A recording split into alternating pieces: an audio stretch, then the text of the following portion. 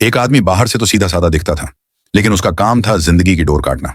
हर बार जब वो एक रस्सी काटता, किसी की जिंदगी का अंत हो जाता।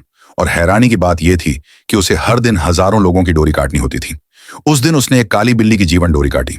जैसे ही रस्सी कटी, कमरे में बिल्ली की कराह सुनाई दी और कुछ ही पल में उसकी फोटो पर लाल निशान लग गया। मतलब अब उसका पुनर्जन्म होगा। तभी एक छोटी बच्ची की फोटो उसके सामने आई। वो उसकी भी डोरी काटने ही वाला था कि तभी दरवाजे की घंटी बजी। 500 सालों में पहली बार कोई उसके दरवाजे पर आया था। उसने दरवाजा खोला, लेकिन कोई नजर नहीं आया। नीचे देखा तो वहीं बच्ची खड़ी थी जिसकी डोरी वो काटने वाला था।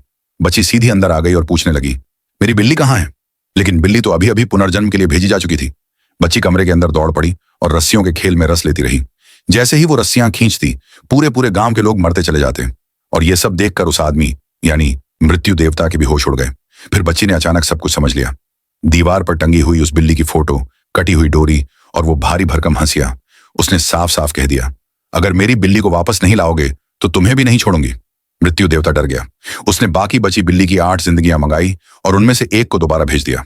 अगले ही पल दरवाजे के बाहर से बिल्ली की आवाज आई। बच्ची दौड़कर बाहर चली गई और मृत्यु देवता भारी हंसिया लेकर उसके पीछे भागा। लेकिन बच्ची तेज निकली और उसकी दुनिया से बाहर निकल गई।